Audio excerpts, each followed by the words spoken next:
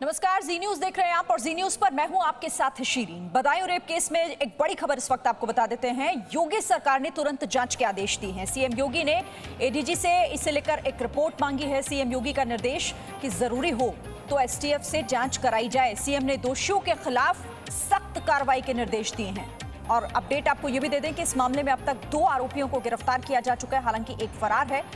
बदायूं में महिला की रेप के बाद हत्या की गई थी, जिसमें पोस्टमार्टम रिपोर्ट में महिला के साथ बर्बरता की पुष्टि हुई है कि किस तरीके से महिला के साथ बर्बरता हुई और रेप और उसके बाद हत्या कर दी गई। अब इस मामले में योगी सरकार ने तुरंत जांच के आदेश दिए।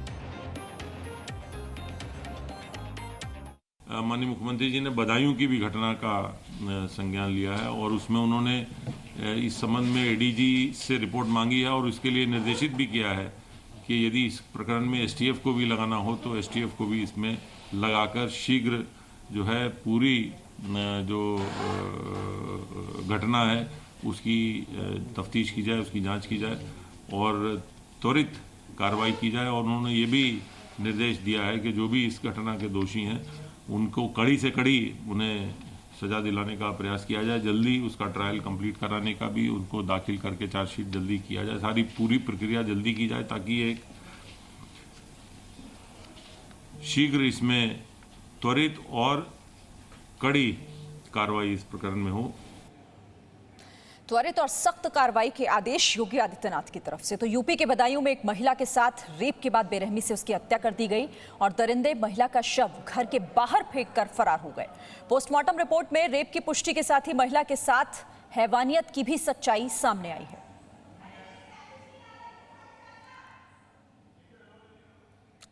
तो बदायूं में किस तरह से एक महिला के साथ बर्बरता हुई, रेप किया गया और फिर हत्या की गई। पोस्टमार्टम हुआ तो सारा सच सामने आया कि कैसे उस महिला के साथ दरिंदगी हुई है। अलग अलग तस्वीरें आपको दिखा रहे हैं। इस मामले में 2 लोगों की गिरफ्तारी, लेकिन एक तीसरे आरोपी को अभी तक ढूंढ रही है, वो फरार है। और योगी आदित्यनाथ की तरफ से साफ कर दिया गया है कि इस पूरे मामले में जल्द से जल्द सख्त कार्रवाई होनी चाहिए।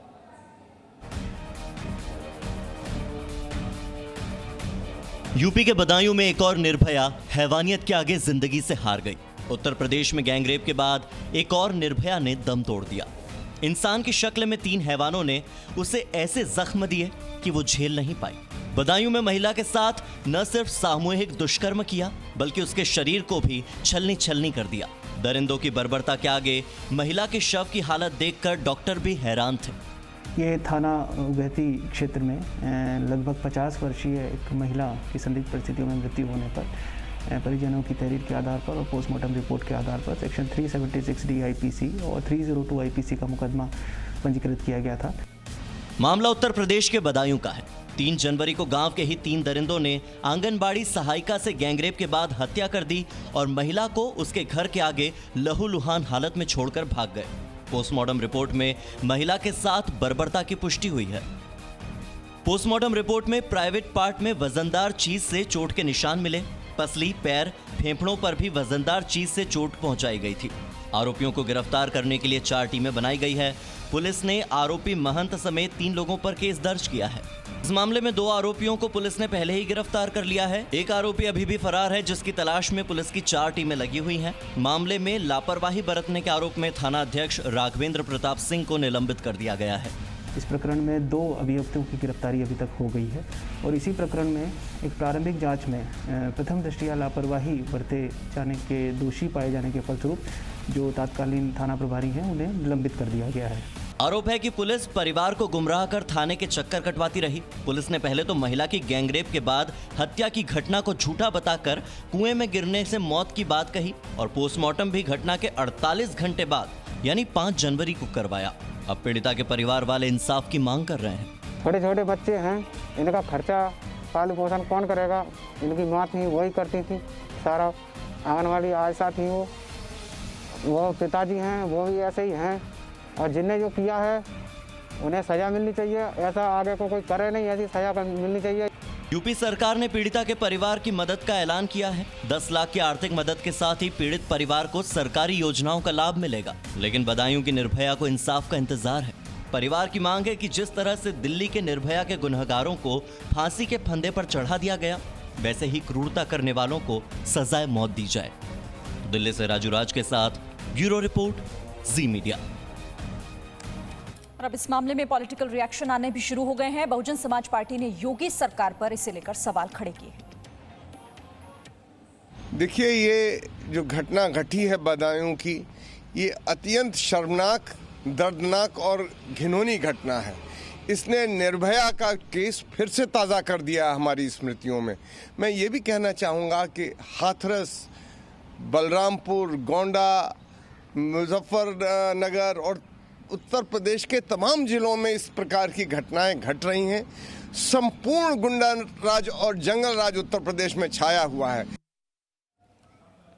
तो सवाल देखिए यहाँ पर यह है कि आखिर कब तक इसी तरह बेटियों पर अत्याचार का ये सिलसिला जारी रहेगा। पहले हाथरस में एक बेटी की हत्या हो गई, फिर बलरामपुर में रेप की घटना हुई, झांसी में एक छात्रा के साथ कॉलेज के लड़कों ने रेप किया, उसके बाद उसका अश्लील वीडियो बनाकर वायरल किया, फिर बाराबंकी में एक लड़की फिर से इस हैवानियत का शिकार हो गई।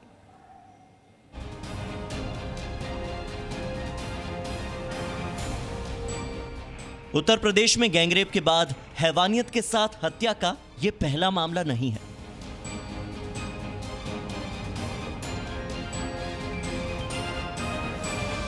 चौदह सितंबर को उत्तर प्रदेश के हाथरस में चंदपा इलाके के गांव में 4 दरिंदों ने एक युवती के साथ सामूहिक बलात्कार किया। बलात्कार के बाद दरिंदों ने लड़की की जीभ काट दी, रीढ़ की हड्डी तोड़ दी। युवती अपने खेत में गंभीर हालत में मिली, जिसके बाद उसे अलीगढ़ में भर्ती कराया गया और बिगड़ती हालत को देखते हुए 28 सितंबर को दिल्ली के सफदरजंग अस्पताल में भर्ती कराया गया, जहां 29 सितंबर की सुबह लड़की की मौत हो गई। युवती की मौत के बाद पूरे देश में कोहराम मच गया। दिल्ली से लेकर उत्तर प्रदेश और राजस्थान में विरोध प्रदर्शन होने लगे, लेकिन यूपी के हालात अब तक नहीं बदले। इससे पहले बलरामपुर, फिर झांसी, उसके बाद बाराबंकी और अब बदायूं। लगातार शहर बदल रहे हैं, आरोपी बदल रहे हैं, पीड़िताएं भी बदल रही हैं, लेकिन जो नहीं बदल रहा और नहीं थम रहा वो है बलात्कार की घटनाओं का सिलसिला। मामला भले नया हो, लेकिन कहानी हर बार जैसी ही है। एक बेटी को बेआबरू किया जाता है, उसकी हत्या कर दी जाती है, पुलिस की भूमिका में भी कोई बदलाव नहीं है। परिवार के आरोप भी वही हैं और सवाल यहां भी वही, इन बेटियों को न्याय आखिर कब मिलेगा और कब जाकर रेप जैसे अपराधों का अंत होगा। Bureau report, ji media. Presenting B News app, available on Google Play and App Store. Download it now.